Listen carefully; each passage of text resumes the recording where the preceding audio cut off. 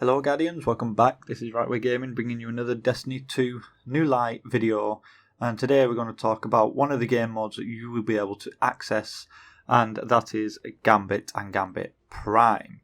Now, I don't know if you'll get access to Gambit Prime, but I'm going to explain the two differences between them just so that you do understand in case they do. I know you'll definitely get access to Gambit, so it's worth understanding anyway. There's not too much differences, it's just the way the rounds work. So, here it goes. In normal Gambit, you will have 3 rounds. The first 2 rounds will have waves of adds that you will have to kill in order to drop motes. You will need to collect these motes and bank them in order to summon the boss for that round. That is the entirety of the first 2 rounds. Nothing too complicated. Obviously, during those rounds, you will be able to summon 3 portals, each at 25 motes banked.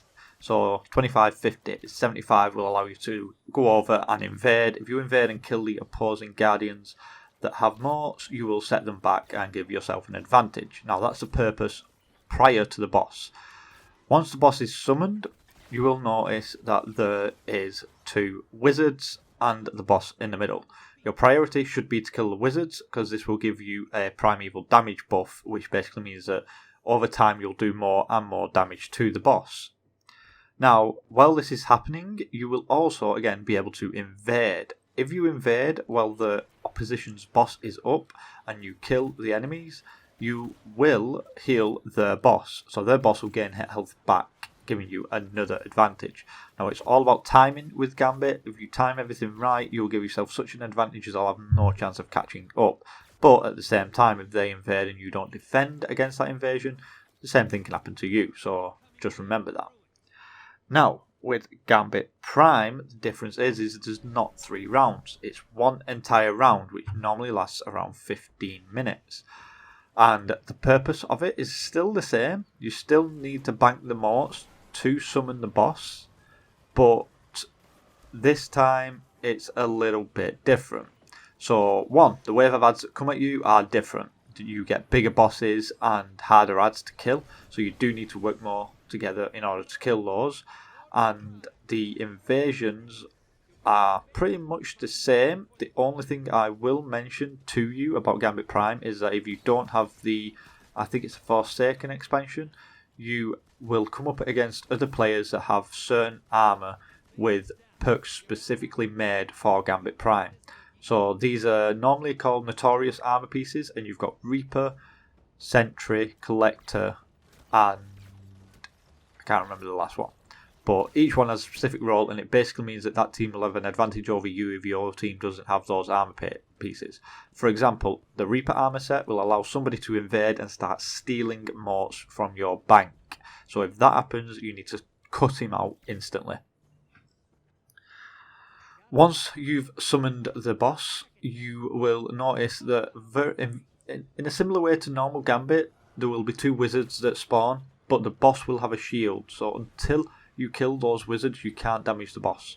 But once you kill the first 2 wizards, a 3rd one will spawn. It's this one that you need to kill to DPS the boss. Kill the 3rd wizard and it will drop a well. Now, you will be able to damage the boss while this is out, but unless you're stood inside that well, your DPS will be much, much lower. So as a team, you want to get inside that well and you want to DPS the boss together at that point. Now, when this is happening, you could do with trying to pay attention to your opposition's team when their boss is out, because if you see them damaging their boss, you want to invade at that point, because it will mean that you can probably get a team wipe and heal their boss. Now, I'm going to go on and talk about tactics and the best way to run Gambit as a team. So, personally, I think it's best to have 2 people collecting the motes, with 1 person focusing on purely killing the adds. Those 3 people will run around as a group, just killing the adds, collecting the motes and banking them. The reason I say to only have 2 collectors is purely because the more of you, the more saturated the motes become, which means when you bank those motes, the adds that you're sending over will be smaller ones. So if you have 2 collectors banking 15 motes at a time, you're sending over 2 large blockers at a time, it's going to be a lot harder for them to deal with than it would be if you had 3 medium or small blockers going over. Then, as you can probably suspect, you'll have one invader. Now, the job of the invader is all about timing. He needs to use his common sense to figure out the best time to invade rather than just doing it willy-nilly. So, for example, when you're collecting morts, you should wait for the enemy team to have collected anywhere around 15 morts.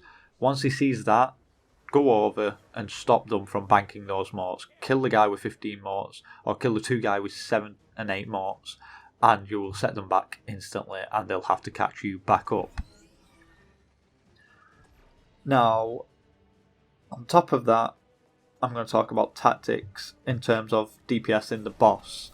Now, at the moment, there's a pretty broken combo with Attractor Cannon, Warlock Wells, and Swarm of the Raven, which basically means that you can melt the bosses in seconds. That won't be around when New Light comes out, so don't be bothering with that. It'll still do decent DPS, but it's not going to be as good. So, personally, things that you want to be using are the exotic weapons such as Whisper of the Worm and Sleeper Stimulant. Reason being is they're always good for DPS and they're high damage weapons. On top of that, for your secondary and your energy weapons, I'd say to have something like a fusion rifle or a higher fire rate shotgun, such as the Ikelos shotgun from Escalation Protocol. Reason being is, again, they are a steady output of DPS, and when you've got that primeval debuff, damage buff even I should say, you will damage that boss a lot more than anyone else. Now, your invader probably won't have any of these weapons because he'll have weapons focused on invading, but chances are he will have a super or something that he can help out with the boss on. Now, supers, I recommend Warlocks to run your Well of Radiance. Now, even though this is going to get nerfed again in Shadowkeep, the increased rate of reload will still come in massively handy for any sort of heavy weapons with a slow reload, such as heavy machine guns or Sleeper Stimulant. Titans, again, use your low Titan walls to increase reload speed. And Hunters, I suggest you run either your Tether for the increased damage for your teammates, or run Celestial Nighthawk with your Golden Gun for that massive damage output. Other than that, I would suggest just to keep an eye out on the meta for the DPS weapons that people are using in such things as raids, purely because these usually are good in Gambit against the bosses as well. So if you keep an eye on that, you'll always do good damage to the boss, and basically the boss phase is all about that DPS race. It's who can kill him before the other team. Anyway guys, I hope you've enjoyed watching this video, and I hope you've understood and you will look forward to playing Gambit now. And I'll look forward to seeing you blueberries out there. Don't forget to subscribe, hit that like button, and I'll catch you next time against the bosses as well.